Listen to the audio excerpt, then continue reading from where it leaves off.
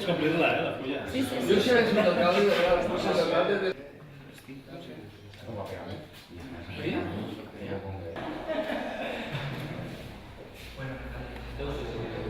Sí. Cosas de canals y ahora también se presenta el lloc és un gran de sequetes, així està de Canimals, i la bona mostra és que després de la Reconquesta el que ens aculla és l'espai que és també que es va quedar.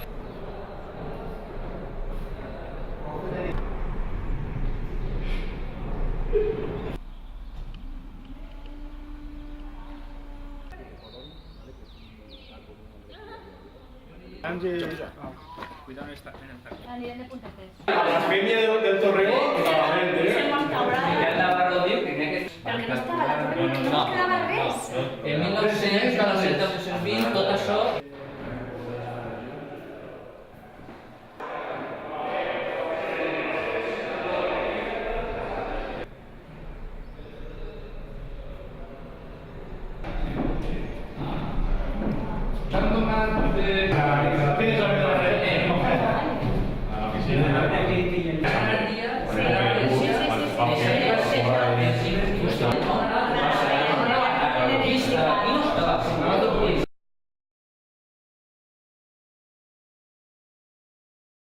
Pues el alcalde ja ens va visitar a la Diputació i ja ens va explicar que li agradaria posar en valor que la població de Canals ha sigut bressol del papa Calixte III. Molta gent no coneix que així va néixer un papa Borja i la veritat és que ells tenen clar que no només Gandia i Xàtiva i els historiadors com Miquel Navarro tenen claríssim i està documentat que així va néixer el papa Calixte III. Aleshores, ells tenint en compte que tenen un vestigi com és aquesta torre on està claríssim que la família d'Esborja venia i passava temporades i va ser on va néixer el papa, evidentment ells volen en unes jornades ficar en valor esta cuna i este bressol d'Esborja i connectar també la resta de poblacions que tenen un itinerari i una ruta d'esta família que ha sigut tan famosa a tot el País Valencià. Estan absolutament decidits a dur endavant aquestes jornades i a treballar per a que la resta del País Valencià, la resta de l'estat espanyol, conega que ací a Canals també varen viure Esborja.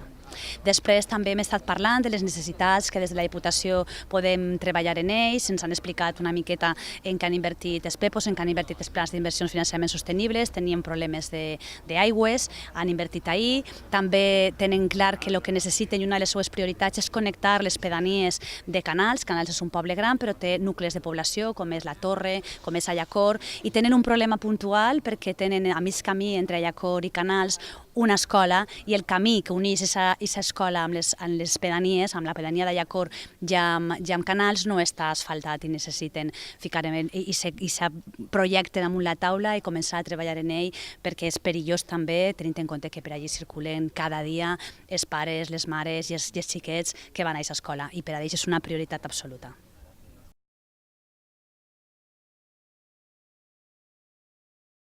Sí, hem vingut, hem convidat a Maria Josep Amigó, primer que res per a mostrar-li el que és el lloc on van néixer la nissaga d'Esborja.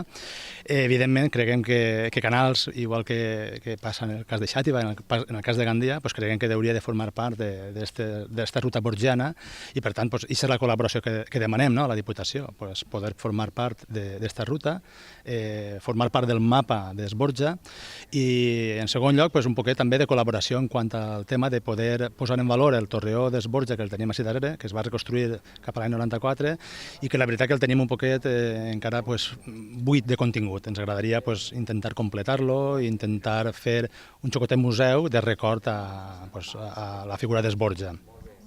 També vulguem aprofitar per a mostrar les obres que s'han fet en el pla de finançament sostenible, demanar o col·laborar l'ajuda a la Diputació per a algunes qüestions, algunes obres, alguns camins que tenim, algunes necessitats que creiem són importants per al nostre poble, per al desenvolupament del nostre poble, per a connectar els nostres centres educatius i les nostres pedanies i així estem per a mostrar de primera mà quina és la nostra realitat. Agrair la visita de Maria Josep Amigó al nostre poble i esperar que aquestes peticions siguin ateses.